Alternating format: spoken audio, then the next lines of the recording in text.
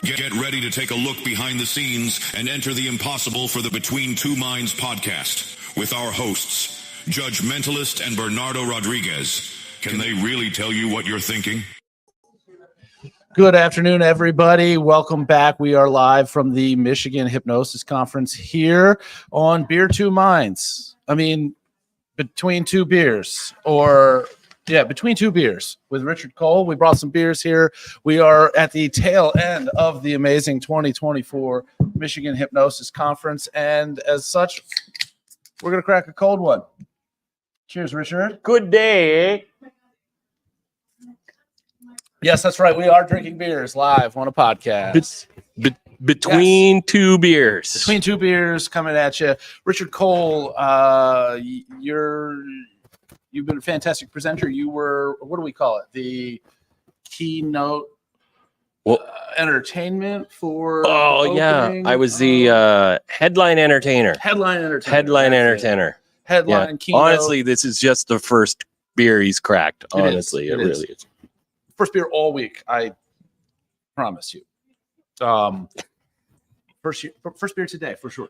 Yes. So tell us about you for anybody who doesn't know, because I know this goes out to everywhere, not just people who are here attending the Michigan Hypnosis Conference. That's cool. Well, my name is Richard Cole. I'm from the small town of Belleville in Ontario, Canada, which is only like 6-hour drive away from Detroit here. So I drove the 550 kilometers, which is 983 million miles. I think that's how the metric works. And it was a lot of fun. I've been doing this for 28 years full time.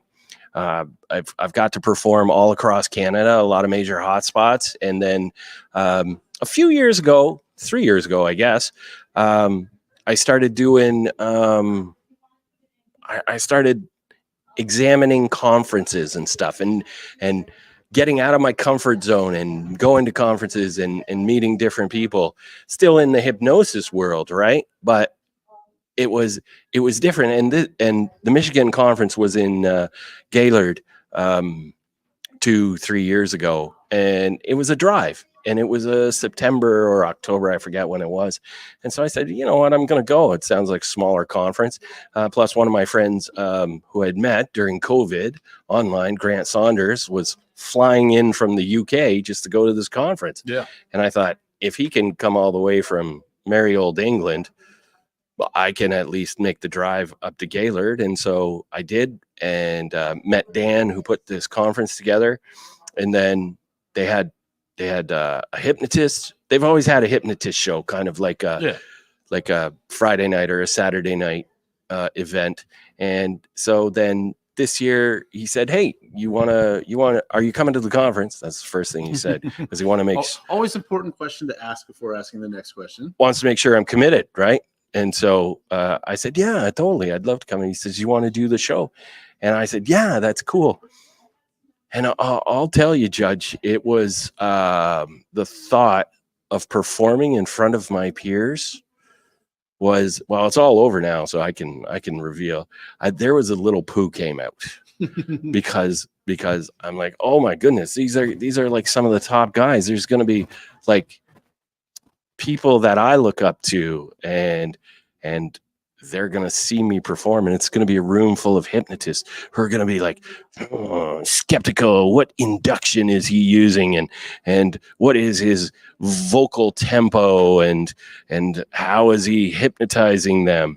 And so once I got over that, and I said, you know what, and my wife, I love her a lot, Julie, she says, just do your show.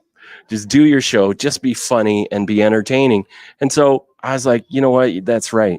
I'm just going to make a show from my regular show that I have for hypnotists, and I'll just have a lot of fun. I'm just going to have a lot of fun. Created some skits. In fact, you were entirely responsible for one skit that I hadn't planned. That was bodybuilders. Not that I saw you working out or anything. It's just no, I did that in secret. Inspired cameras everywhere in a casino, but it was true. And so you had mentioned the bodybuilder skit one time, and I went, you know what? I think I'll put that in. I'll just put that in. And that actually went a lot better, Yeah. a lot better than I thought it would. And it was a totally different approach to a classic routine than any way that I've seen it before, which is fantastic. I mean, that's kind of why I enjoy seeing other hypnotists doing their stage shows, because if you were to give, if I were to just hand you a set list that said, do these routines, and then I were to take and copy that and hand that set list to, let's say, Kevin Lapine, who was just on the show, and say, look, in this room, I want you to do these routines. And then I was going to take a copy of it in the third room and do those routines. We are not doing the same show. Mm-hmm. You've got a different take. He's got a different take. And obviously, even if you were to do that show 3 times in a row for 3 different audiences, 3 totally different shows, because you've got different levels of creativity and fun and people up there on stage. It's a fun, wild ride every time. And one of the things in our industry, especially between like stage hypnotists, for the longest time, there was proprietary rights to everything. You couldn't go anywhere and do a bit without another hypnotist saying, hey, that's my bit, I did it. So whenever I do workshops, like I taught a workshop this week, and other workshops that I've taught, especially about skit creation, and because I like to create my own skits, but I'll be the first one to admit that the skit that I'm creating or the idea for the skit was originally carved in Pharaoh Akhenaten's tomb in the third temple in Egypt. It's there on the wall. I know it's there. Yeah, exactly. So I'm not taking credit. I'm giving it to the Egyptians back in the day. They're the ones who started it.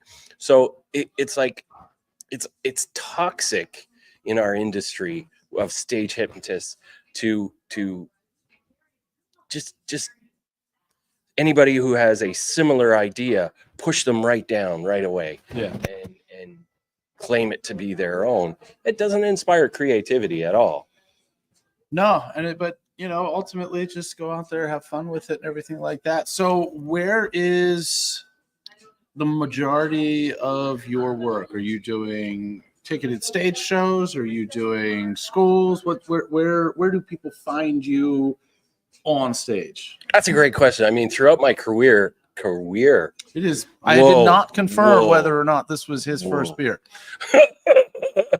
Throughout my career, it's American. That's why I'm not used to and it's Miller Lite. So it's throughout my career, I've done all kinds of markets. I call them markets. I started out with the high school shows, like everyone does. And then as I got older, I grew out of that, and I was doing resorts. We call them resorts up here in Canada. Cabins, I guess in the US they would call them. And they're family destinations where families come in. The bigger ones have, big banquet rooms and that sort of stuff.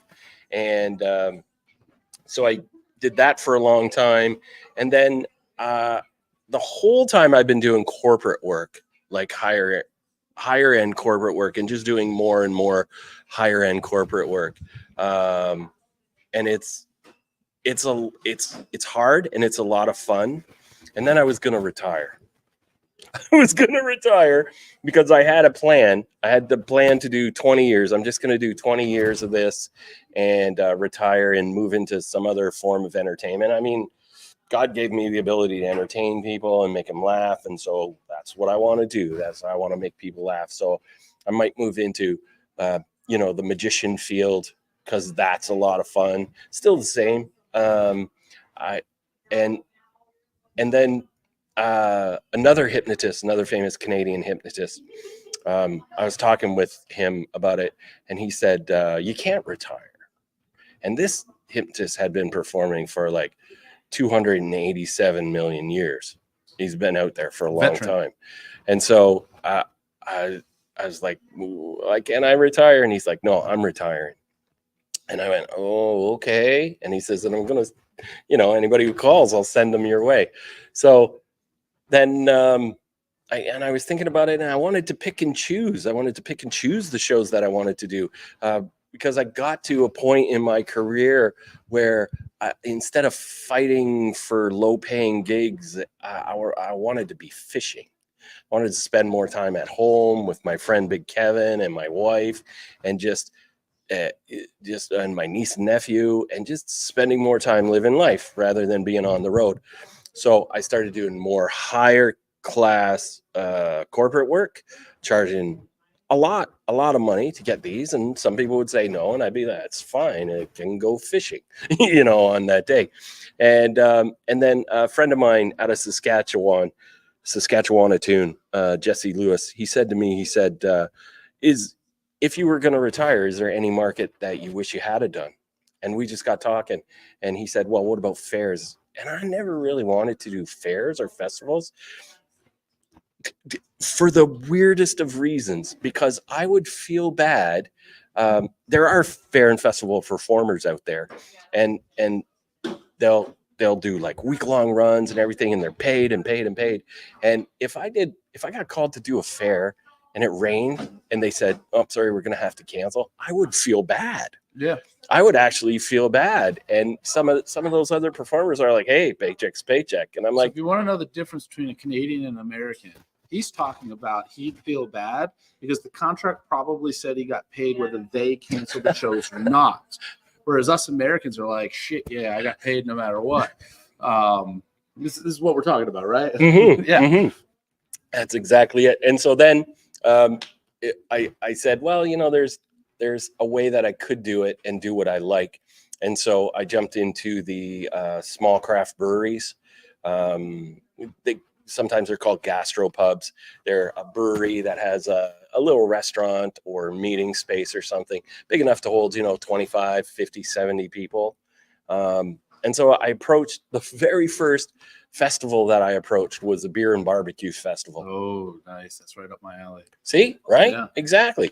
So do the shows you want. And I said, I'm a hypnotist. And they're like, well, do you want to do 2 shows? And I went, yeah, sure, I'll do it. And it was fantastic. It was great. I just loved it. And then I made a little market of that. And right now, as of this recording, I'm the only one doing little small craft breweries. Fun times. I've done, I want to say 2, maybe 3 shows. Well, technically, I've done shows at 2 or 3 different breweries. One of them I performed at twice. And if they're set up the right way, it's really great. Yeah. Yeah. And that's a market. I mean, that's a market. I call them markets. That's a market that not a lot of people are doing. Is the money high-end corporate money? No, of course not. But I always like my first mentor, Jeffrey Ronning, he said, when you do this, you want to have at least 2, but no more than 3 markets that you're working at any one time, because they'll have seasons, and all these markets are seasonal, right? So lots of corporate, high-end corporate Christmas parties, and then in the summertime, nothing, right? Yeah. So you're doing brewery shows or fringe festivals, and continue to explore the potential of doing fairs because they happen in the summer. And my primary focus is on doing fundraiser shows, and a lot of those are for schools, which is the exact opposite schedule. They're not doing those shows in the summer. They're doing those shows during the school year, and then I can do fairs, festivals, street stuff. Not street hypnosis, but like street festivals, like a street festival where they set up a stage and everything, and it kind of balances out that schedule. That if I want to be working year round, I can. And then there's the winter months where a lot of people corporate wise have holiday parties, and just slide those in there. So that matches right up with 3 markets, because they cover different times of the. And then you'll get to a point too where and this I've discovered, and I'm glad I discovered it. And it started when I first started performing. Prior to me starting performing hypnosis shows, my best friend Big Kevin, I call him that because he's tall, and his folks used to have like a New Year's Eve party at their house. And it was a blast, and it was so fun. And all through school, I'd go to their New Year's party, and my wife Julie, and we would have such a great time. And so then I started doing this full time, and we all agreed, well, I agreed with the two of them that no matter what, I was going to take New Year's Eve off. Right. That was going to be my guaranteed one time with family and friends. Because the Christmas season, there have been times where I performed on Christmas Day, and New Year's and Thanksgiving. New Year's was the one that I said, this is the time. Oh yeah, if somebody wanted to pay an exorbitant amount of cash, I would do it. And decisions were made. Yeah, exactly. And so you'll find as well. I mean, just starting out, you're going to find that there will come a time where you've moved up, you've matured in the business enough that you say, I'm at a level now where it's okay. And we are getting hypnotized by like a fly. Yeah. There's a fly. These are potent, I'll tell you. Oof, right to our heads. And there will come a time where you'll say, you know what, I think I'm going to take January off, and I'll attend, conferences, or I'll go on a cruise ship, just like not a working cruise. Just go on a cruise. Just go on a cruise, or head over to Puerto Vallarta, Mexico, or downtown Hamilton, Ontario, or some other fine places. Spain, Maldives, Italian trattoria is in. Oof. Between two beers, ladies. Between two beers. Yeah. All right. So anything else that you need? Any last words? Anything else you want to plug? I've put your website, That Hypnotist Guy, in the notes. So if you want to connect with Richard, find out where he might be performing near you, or book him directly. Maybe you're one of those high-end, high-dollar corporate clients. But really, like if you're somehow stumbling upon this, somehow you found this because you're looking for that like new, like, how am I going to make my company's holiday party stand out? Completely biased, but there's really nothing better than putting on one of these shows. Yeah, hypnotist shows they're a lot of fun and interactive, and mentalism shows are very cool too. And the two of them meld together. Yeah. Just beautifully. Awesome. All right, everybody, we are about to head to the closing banquet of the Michigan Hypnosis Conference. So if you are seeing this sometime where you're thinking about attending 2025, please do. It's an awesome time, whether you are clinical or entertainment hypnotist or somewhere in between, or trying to figure out where you want to be. This is the place to be, to connect with other people. I've put a ton of new tools in my toolbox. Got to see Richard's show, which was great because I like I said, I like to see other people doing shows.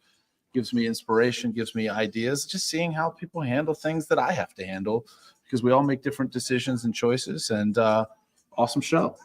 Thank you very much. Thank you for joining me, and until next time, friends. Good day.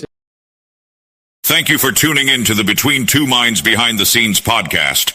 Be sure to follow us on social media under Between Two Minds with the number 2 instead of TWO, or under Enter the Impossible. Thank you, and we hope to see you back for the next episode.